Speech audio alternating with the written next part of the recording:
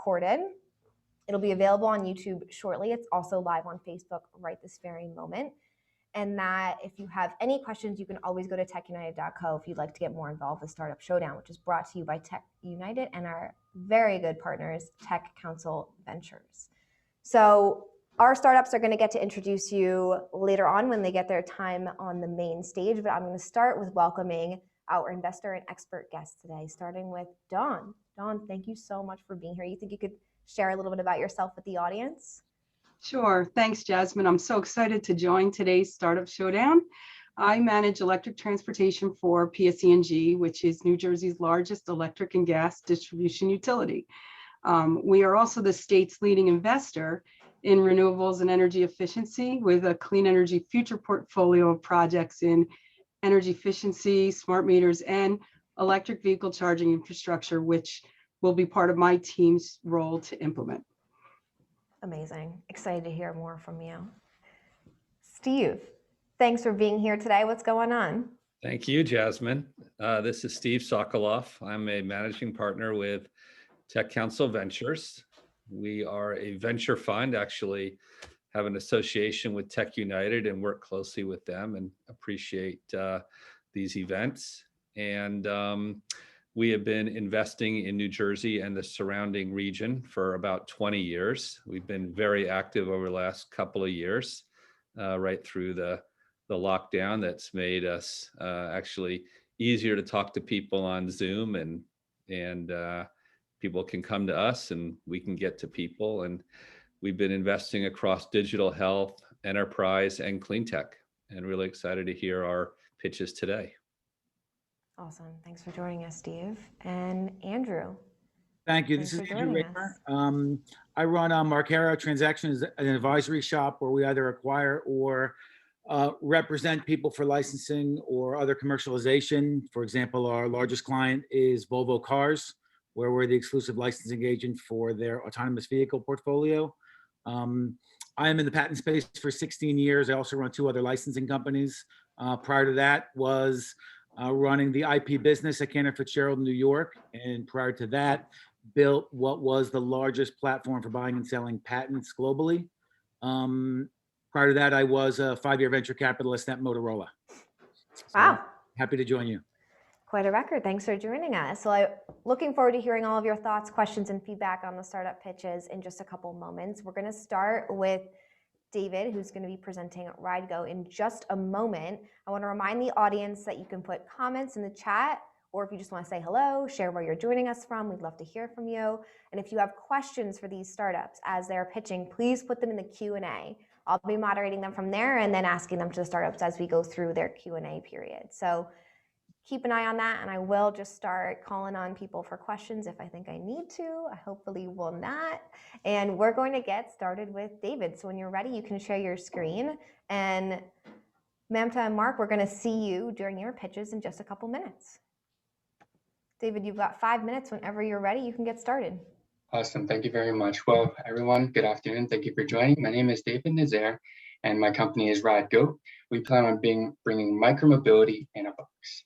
See, the thing is, there are hundreds, if not thousands, of college towns, college cities, small towns that have a need for transportation and micromobility, but they are not deemed profitable enough to larger scooter operators. And if you're someone who wants to start a scooter or bike fleet in your local town or city, there's no easy way to navigate local regulations to launch. So we found that we could provide the easiest way for anyone to start a micromobility fleet on their campus, town, or city. We do this by providing a go-to platform and a brand for anyone to launch their fleet in their desired location. Local fleets are able to cut costs by up to 70%. And there's also the ability to land and expand rapidly due to our target markets and surrounding cities being so interested. We do this by providing 3 tools for our fleet operators, which is our mobility, our vehicles for our fleet owners and our fleet managers, an RFP service to help them get started with vehicles on the road, and then also by supporting local businesses with in-app advertisements. And we are expanding these offers as we go. We currently offer 2 vehicles, a bike and an electric scooter, and we're expanding into our own 3rd vehicle called the Go Ibex this year. We do this by providing a user app that's very intuitive, as well as a management platform, and they're supported by Android and Apple. The micromobility market is projected to be $300 billion in the United States and $150 billion in Europe by 2030. And there are 764 scooter-ready cities that GOAT can reach across America.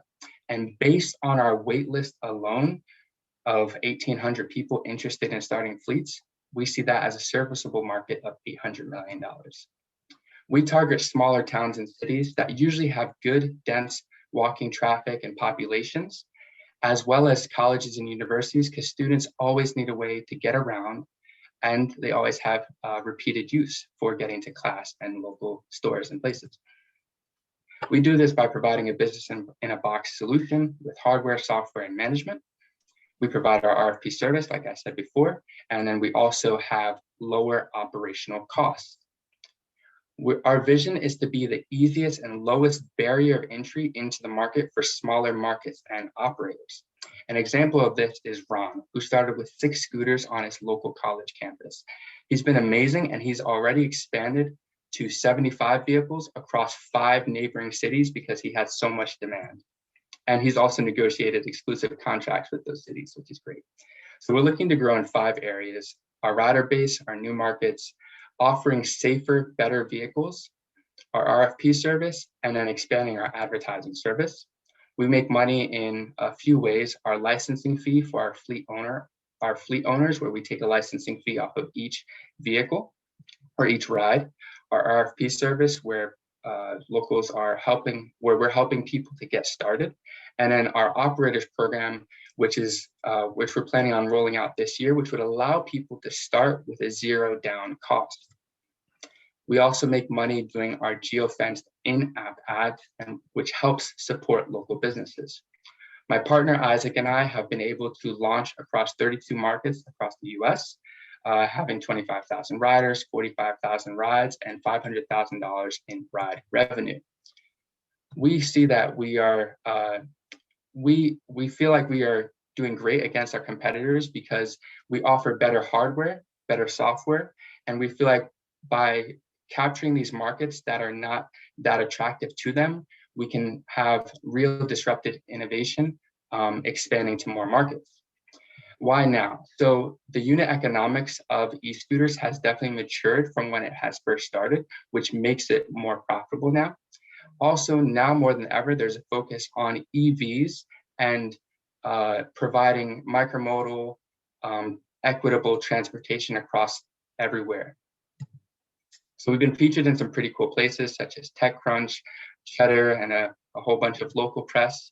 And we're looking right now for a strategic and financial partner to help us massively grow so that we can release our new scooter hardware, grow into our new markets with our fleet operator program, servicing that wait list that we already have, and then expanding our team so that we can provide a better RFP service and outreach into new markets.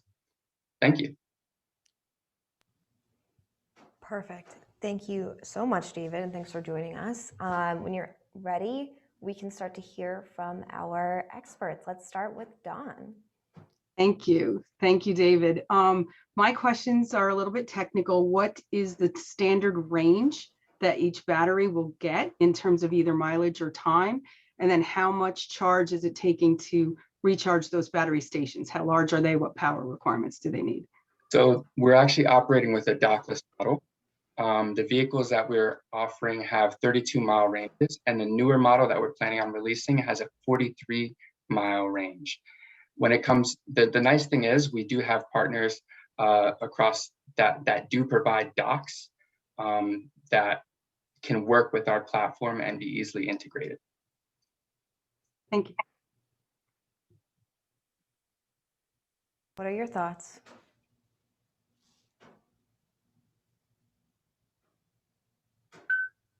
Who are you asking?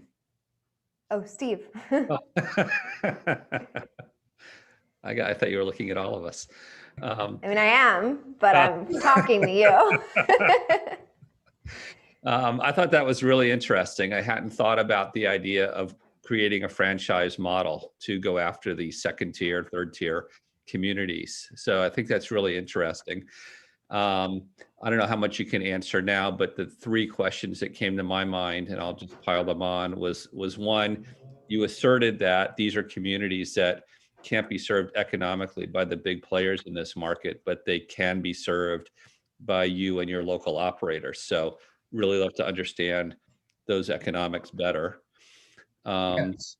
Secondly, it sounded to me like you are in some way leasing or lending the vehicles to your operators. So that would imply to me yours is a pretty capital intensive business. So I'd love to understand the capital intensiveness and the economics of providing the vehicles. And then thirdly, obviously, would love to get more into the economics of your business and some of the marketing, market support, and other, marketing efforts that you have to invest in to find and develop and support your operators. Okay, so I can definitely answer those quickly. As far as unit economics, we find that we have some cities, like example, Ron, he can really cap out at 15 vehicles. And in between a whole bunch of these cities, that's why he's in multiple cities. For him, it's much easier to personally, him and a small team, to manage that fleet, also using swappable batteries to efficiently manage those fleets and operate. And on our current structure, the local fleets are purchasing the local operators are purchasing the fleets and vehicles from us. What we plan on expanding into is the new model where we would be able to send the vehicles ahead of time and return that investment as they operate.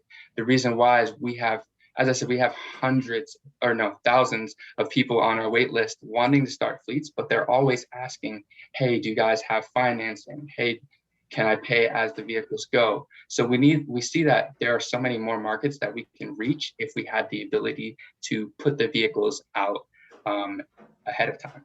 And then I forgot the third question. Your economics. But I'll also add in, are you able to kind of solidly shift one of the problems with these scooter businesses is the liability that some of the providers are running into. Are you shifting that liability to your operators? Are you carrying that liability? So currently we're operating where each fleet has their own insurance policy, because different cities have different insurance needs, as well as colleges have different needs. So each fleet operator has their own insurance policy, but we do plan on eventually wanting to get an umbrella policy that would cover all of the fleets under one policy. Regarding the unit economics, as I said, the market has really matured to the fact that vehicles don't last, they don't last 6 months anymore. They're lasting 2 years, 3 years on the road with heavy usage from people. So we have on our current model, our lifetime value that GOAT receives from the vehicle is around $3,000. But we see that if we shift into this new model, we'll have a much higher lifetime value that we can make on that vehicle while it's in operations. Right. All right. And last but not least, Andrew, what are your thoughts or questions for David? Oh, you're muted. Got it. I didn't want my kids running in. Very fair. Thanks. David, first of all, it's amazing. It's very clever. Steve jumped on the franchise model, which I was going to comment on.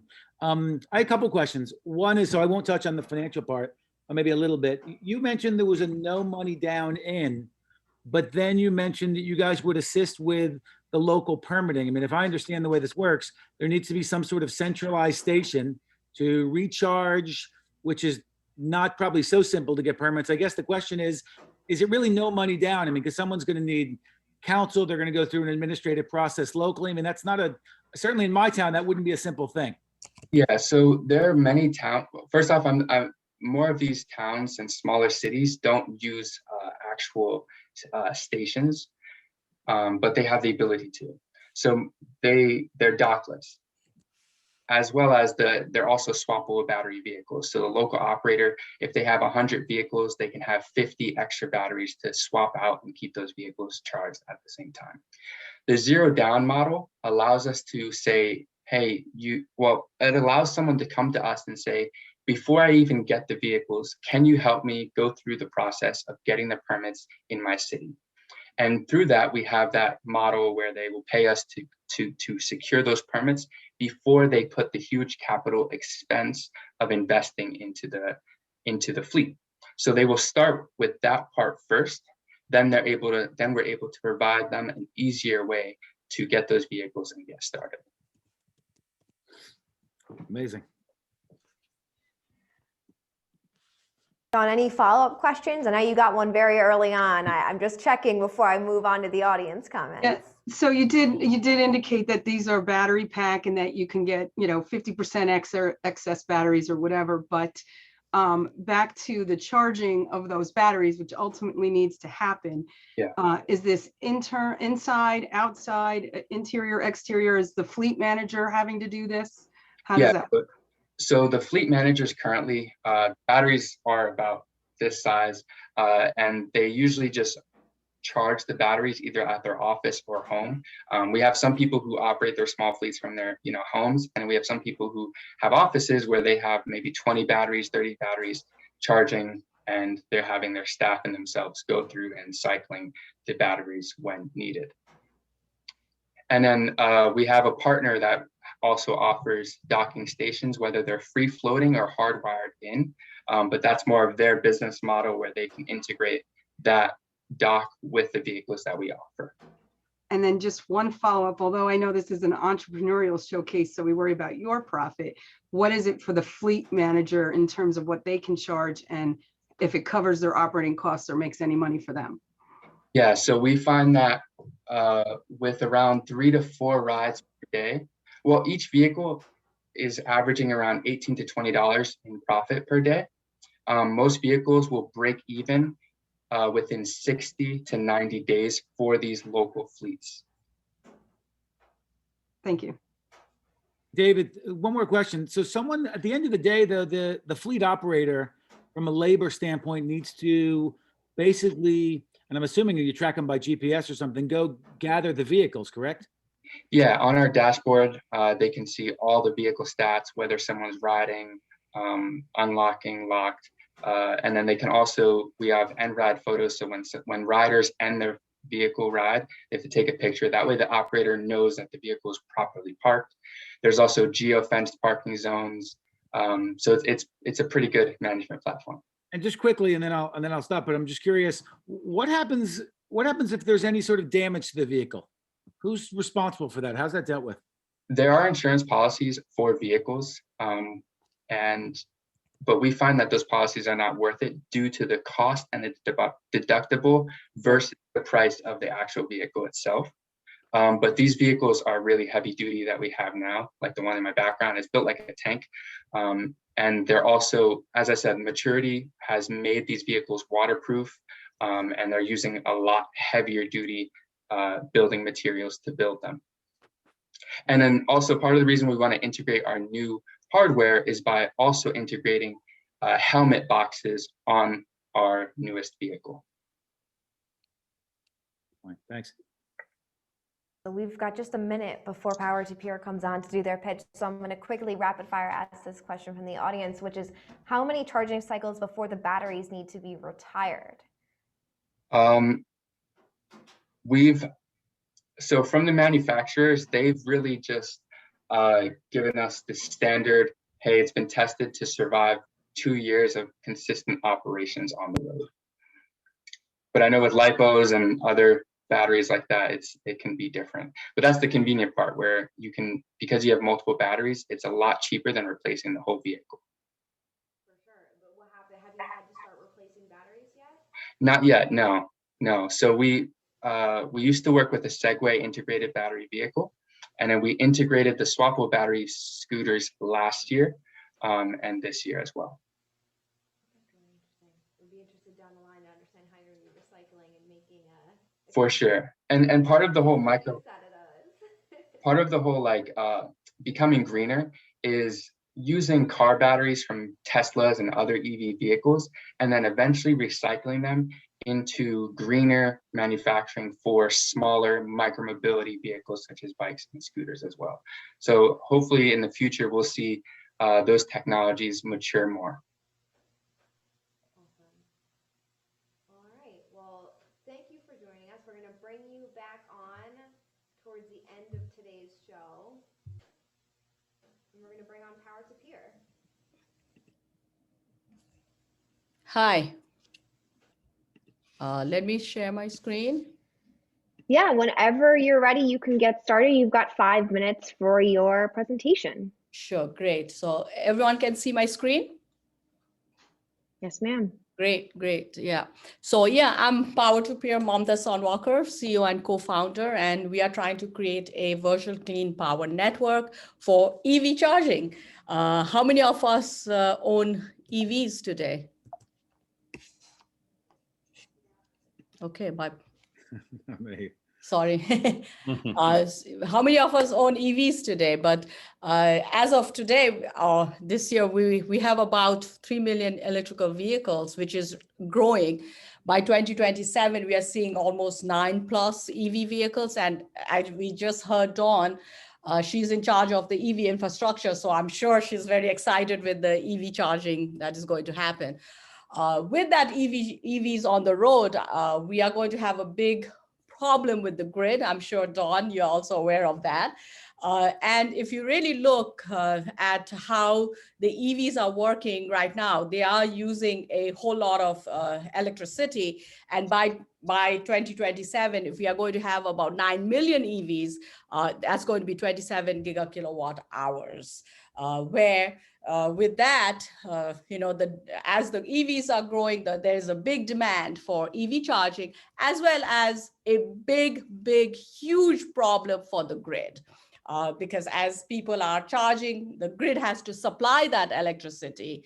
Therefore, the grid has to be prepared and not go down like how we went down in Texas, but that's a different problem.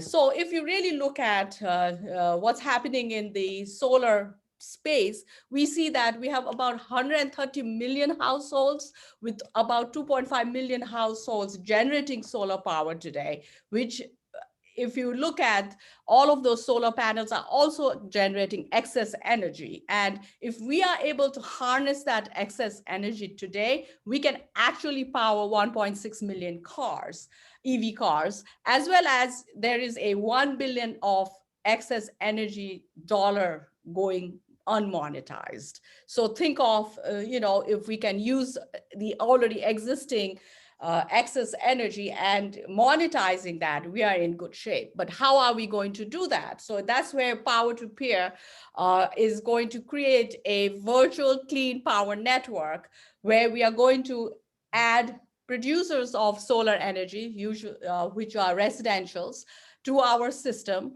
where they can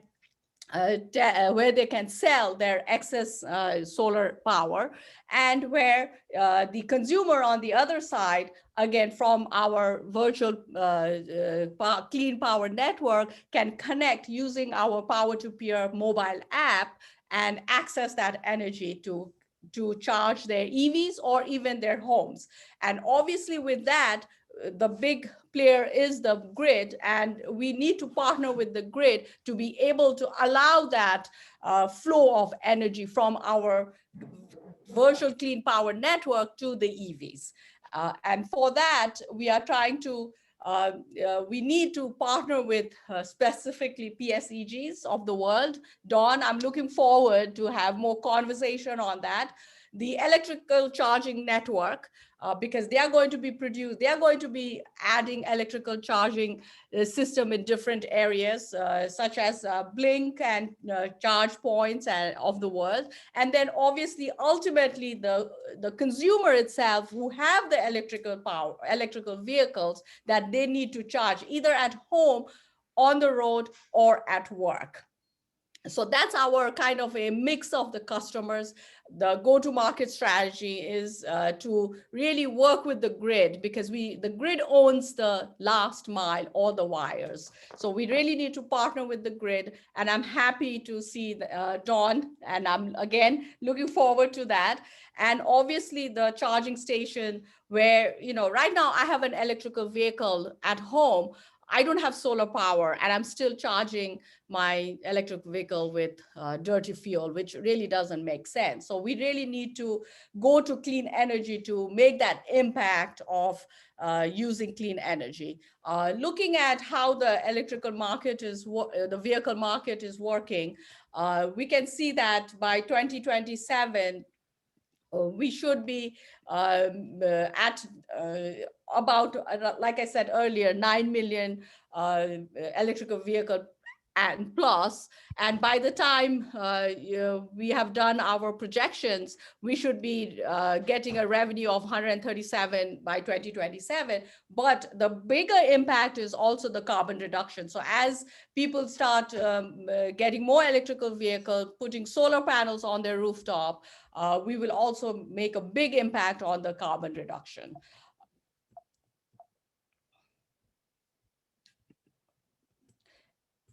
And to do all this, we are asking obviously we need money, and the funds that we are going to use is to be able to develop our mobile app. We are already in the process, so we need to continue the development of the mobile app.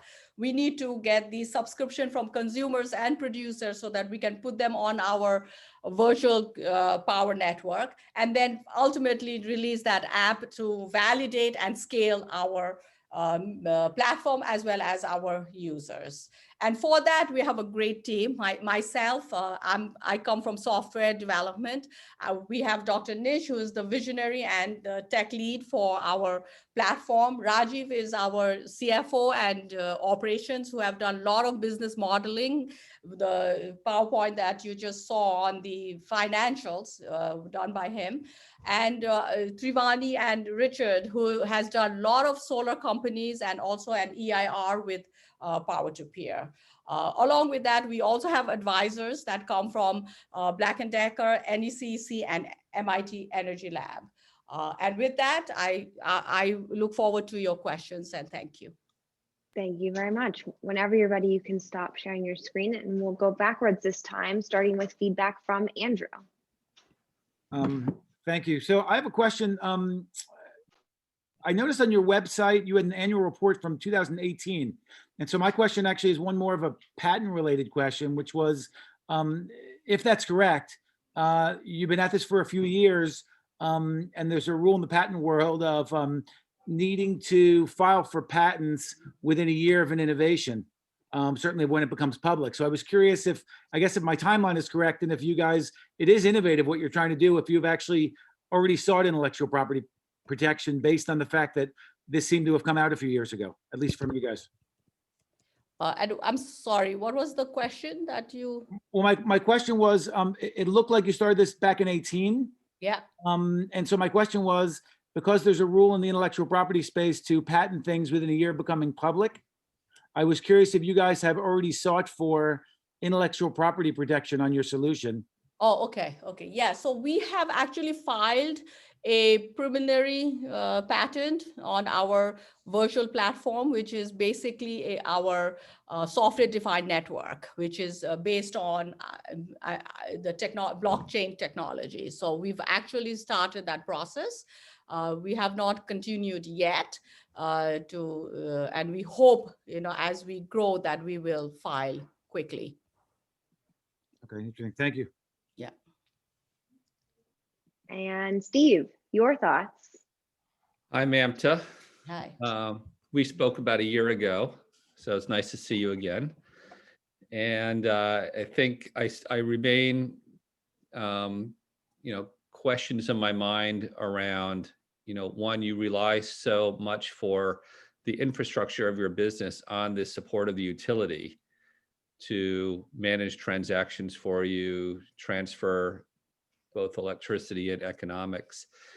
So I'd really love to hear about or see, some engagement by you with the utilities that you're going to use to support, whatever local community you're working in. And then secondly, a little bit more, I think what you asserted is that the utility isn't going to, go after helping these transactions happen on its own. And the market really needs someone like you to be that intermediary to attract the renewable power and trade it to the charging stations. So, would love to hear a little bit more about any market research, indications from your customer groups, et cetera, about sort of willingness and need for you to play that role. Yeah, so I think that one of the reason that I kind of signed up with the United Tech, and thank you for today's presentation, let me do that, is to really make that inroads into the utility space. It's because I think the utilities needs us. As more DRs come in, there has to be a way to manage as well as allow renewables to be part of their offering. So if people are already putting solar panels on their rooftop, I think it makes a best use for the utilities to look at, power to peer, integrating them and creating that virtual network. So I think you're absolutely right in that utility space. And we have talked to Eversource and National Grid. So we have made some inroads in that area. So I think, I'm looking forward. In terms of, what was your second question? I'm sorry. I think my second question was, one is obviously having the utilities signed up to help you with the business, but then secondly, the value that you bring in helping make this happen, relative to the utilities just doing this on their own. Right. I think the biggest value, and I didn't mention that in the presentation, the biggest value is that we are going to bring to the utilities is that right now, there is, even if you integrate the DRs into the utility system, there is a hardware solution to do synchronization of the voltage and the frequency. But with the new inverter-based DRs, with our virtual power network, we are also creating a software-defined network that allows the synchronicity of the voltage and the frequency. So that means the demand management can be done faster or in real time. Because right now, it is difficult because, when the fluctuations happen, solar and wind is not able to manage that. So we are bringing that to the grid so that then, instead of just the transaction or being just the flow between, we want to be able to manage and sync the voltage and frequency. So that's why our patent is, that we have applied. So I think that's where the real value to the utility will be. And then, utilities will see that and say, oh, okay. And then we can do the transaction. I see. So you're not just trying to provide some software, you're actually providing some equipment. No, it is a software defined. It is not an equipment. It is because with the smart inverters coming in and smart meters coming in, we will be able to do that. I see. Yeah. So it's a software solution. Well, I look forward to hearing what Dawn thinks. Me too. I was just going to say, let us hear from Dawn. I really, there's so many things. I'm not really sure where I want to unpack, but for starters, I know you're talking nationwide because you mentioned Eversource and National Grid, but just to defend, New Jersey has a very clean generation mix. So right now, an electric mile is 70% cleaner than an ICE mile in New Jersey, based on our generation mix. Just need to throw that out there. Secondly, I don't quite understand, and I apologize, exactly what it is you're going to, how are you going to manage the demand, right? You're offering demand management support. Is that, am I correct in that summary? Yes. And so exactly how nuts to bolts, are you going to get excess capacity generated from customer A's roof over to the need to charge customer B's car or whatever, as an example? Right, right. So, that's why we are peer to peer, right? So we are looking at it more, even though when we aggregate all these extra energy, we still have to work with the grid. So the grid would, and at the same time, the charging needs are also going to grow, right? So we are trying to create a solution for that demand through our peer-to-peer networking or peer-to-peer transaction. So if we have all these producers in our system and consumers looking for it through our mobile app, we are going to manage the demand. So therefore, all the good calculations are going to go. So almost like, I would say being the Uber of energy, but in a local area. But obviously, there's a lot involved. And one of the biggest part of the involvement is still the grid. And are these peer-to-peer transactions based on the kilowatt hour? Yes. And do you have issues with certain states like BPU where right now you cannot sell a kilowatt hour unless you're a regulated utility? Yes, absolutely. So that's why I think we are kind of looking more into the software defined network, where we want to work with the grid and then, the regulations, then, once you're working with the grid, the regulations and would become easier for us, right? So if we are able to solve the grid problem, then everything else becomes easy. So our main thing was to be a big marketplace. So that's why we kind of slightly pivoted from last year, Steve. Because we realized that, breaking into the grid is very difficult. So if we can provide a solution for the grid, then, then it's a better, what you call a better angle for us. And then the marketplace will bloom. Now we can have a producer and consumer transacting with clean energy through our marketplace. So that's the whole idea, and then manage the demand. So, and I don't want to rain on it or anything. I think that I think Steve's point is really well formed in that seems like a key piece to your startup that needs to be resolved really before we know how the rest of this would work. Well, it is. And so therefore, if you really look at the way the EVs are also happening, you can be off the grid if so we also are looking at creating, which is very capital intensive right now. So, but we are kind of exploring to be off the grid so that we can create these EVs charging stations as well. Be part of that infrastructure where we, and then just manage the EV charging stations through our cloud. So that's another avenue that we are looking into. But at the heart of our solution is the software-defined network. We have started to build that. We have a lab. I'll be happy to show. We have a lab version of it. So we've, so I think the core of the solution lies in our software-defined network.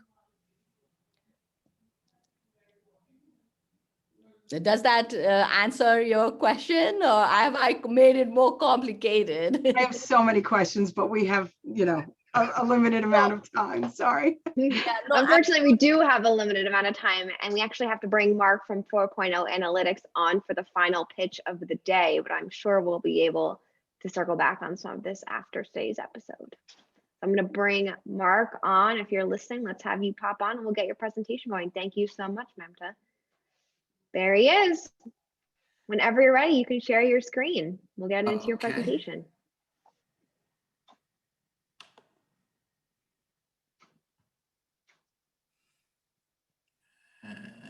Let's go to. You've got 5 minutes. Okay. Let me go to the start of the. Oops.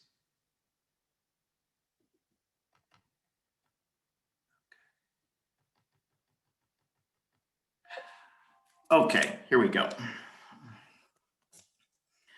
Thank you. My name is Mark Scotland. I'm a co-founder and CEO of 4.0 Analytics. We're located in Newark, New Jersey. 4.0 Analytics is a software and data analytics company within the automotive sector, specializing in vehicle engine and emission system diagnostics. We've developed mechanic onboard technology, which is a wireless solution to assist public and private sector fleet owners and motorists improve vehicle efficiencies while also reducing operating costs and carbon emissions, resulting in a strong ROI. Mechanic on board, also known as MOB, is applicable to over 250 million vehicles in the US and over 1 billion globally. We do have an electric vehicle platform once the EV market evolves, but we say MOB is the bridge to EV because there is a process to electrification, which we wholeheartedly support, but we're a mechanism in between to get there. The worst enemy to face is the enemy you cannot see. COVID-19 demonstrated this when it was termed airborne. The majority of vehicle tailpipe emissions is largely invisible and does significant damage over time. Climate change is clear evidence.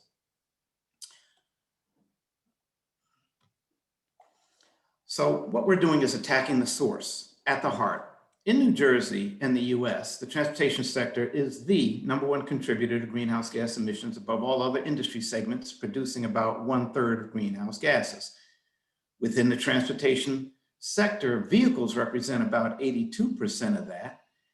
And of that, 98% of the vehicles are light duty and medium duty vehicles and trucks, not heavy duty.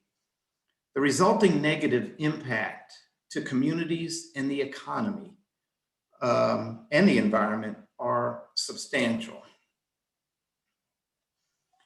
In communities, most of us are aware of the unhealthy implications of greenhouse gases.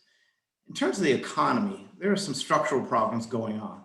Of the 6+ million vehicles in New Jersey, the state spends $128 million annually to test about 2.5 million vehicles each year, with about a 10% rate that fail.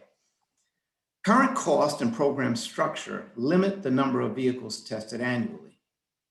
In terms of the environment, high testing costs also create an ineffective program since vehicles are tested once every 2 years. That's once every 730 days. What issues occur the other 729 days? Also, about 15% of drivers, this is nationally, have dashboard check engine lights on daily and ignore them for months. In New Jersey, that represents about 975,000 vehicles in each day with check engine lights on. Similar negative stats impact the other 31 states requiring emissions testing programs. So let's explore an alternative. Mechanic on board technology, it's pretty easy. You plug in the data logger device into the vehicle port, remotely access the dashboard from your computer or other electronic devices, monitor results from your privately secured account, and both online support and on-site tech support for fleets is available.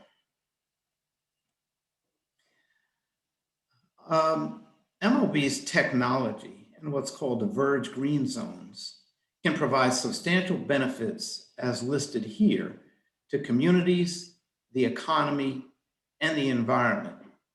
Improving quality of life has both economic and environmental benefits. A few things about competition. This busy slide demonstrates how we've turned several perceived potential competitors into collaborators through licensing certain modules of our solution. We're a B2B model, not direct to consumer, so channel relationships we've developed who serve the consumer market are significant. I'm happy to discuss the few competitors we have during the Q&A. They say you're judged by the company you keep. Of course, of these relations, I do want to address two that are significant to our rapid growth model. The two key global channel partners, Dan Law is one, is the data logger provider we use for transmitting data. They are a tier 1 supplier to the automotive segment and the largest provider of these devices to the insurance market with about 80% market share. They are also a federal contractor on what's called V2X, Vehicle to Everything technology projects.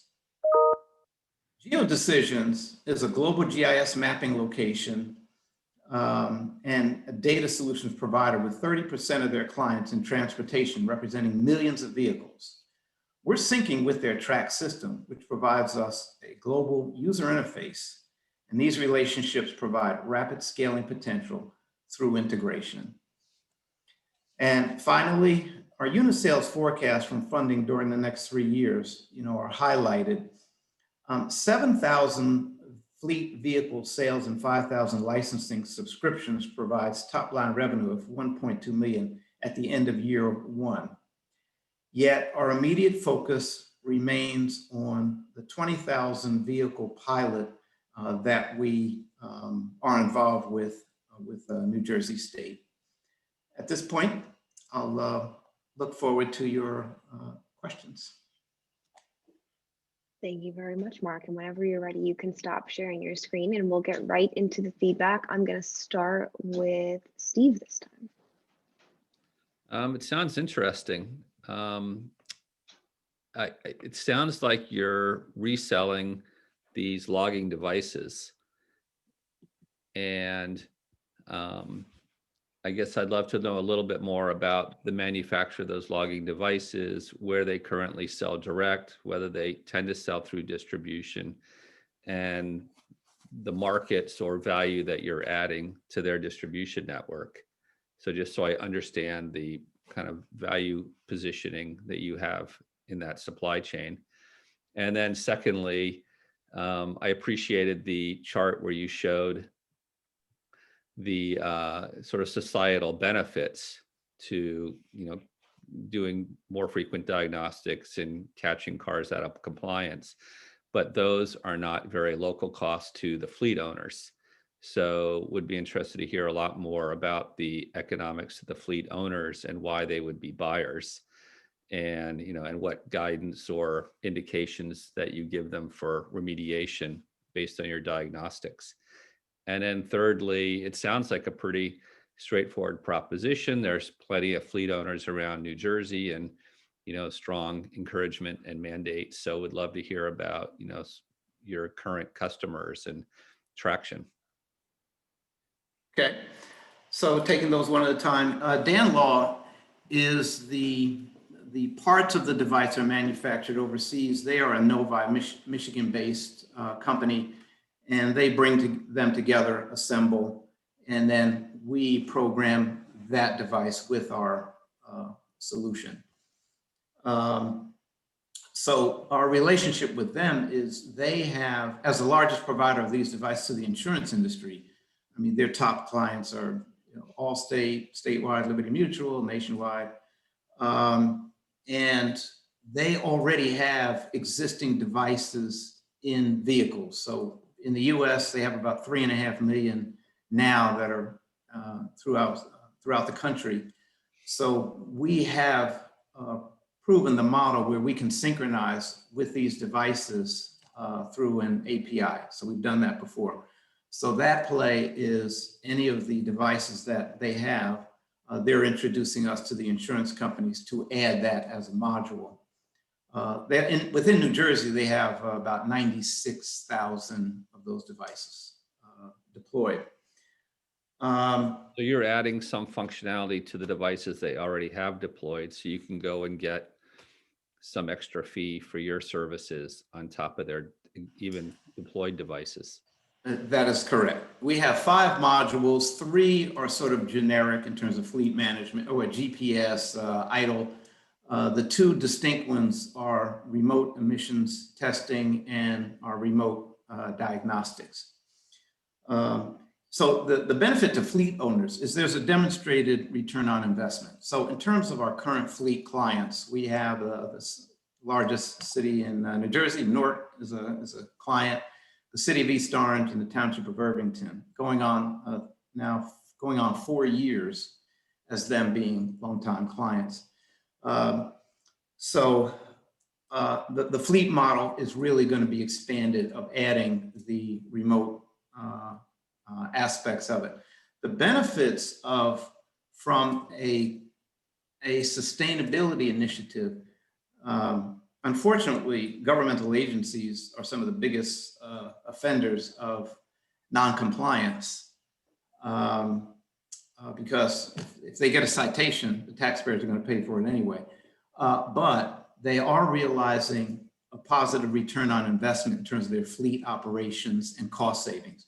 Minimum cost savings range from $400 to $800 per vehicle per year. And I'm using numbers that are generically out there through studies. Ours are similar to that. Just to improve fuel utilization or something. Yes, yeah. Fuel and also maintenance and repair. One is repairing check engine light issues, in a timely manner. And then third, New Jersey's role in all of this, we have our relationship is with the New Jersey Department of Environmental Protection. And their legislation is already in place for this kind of pilot. We just happen to be the only company that's doing this. So we are moving forward. And our goal is to, as quickly as possible, hit the 20,000 vehicle threshold with the state of New Jersey. Thank you. Thank you. We've got just a couple minutes left, so I'm going to go to Dawn for your feedback and then finish up with Andrew. Yeah, so I mean, I get all the greenhouse gas emissions information really very well, but when you say $400 to $800 per year savings per vehicle, I'm not quite clear. I mean, driving with a check engine light, I get is bad for emissions, but that's the maintenance that fleet operator would have had to do, but you're bringing it sooner. So how do you calculate that $400 to $800 savings? That includes a full suite of fleet management system. So it's a vehicle locator, route optimization, anti-idling, just knowing where your assets are, of course, can save a ton of time. And then the proactive repairs is where those savings come from. And again, our clients have been with us for years because they're demonstrating a return on investment, but I'm using generic numbers that have been studies through the fleet telematics fleet technologies. Very excellent. And Andrew, your thoughts? Mark, thank you. Actually, it's interesting. You took it to a direction I didn't think you were going to take it. Based on your questions with Steve, is this focused purely on sort of commercial fleets, or is there a consumer angle? And the other reason I asked is because as a consumer, I'm thinking, look, if I was going to buy a new car, would I pay an extra, few $100 for a device and $100 a year to know earlier? The answer is I probably would. So I was wondering, when you said you weren't direct to consumer, I guess I was wondering if you guys had thought of going through some of the manufacturers, because if you're spending $80,000 on a car, what's another $500?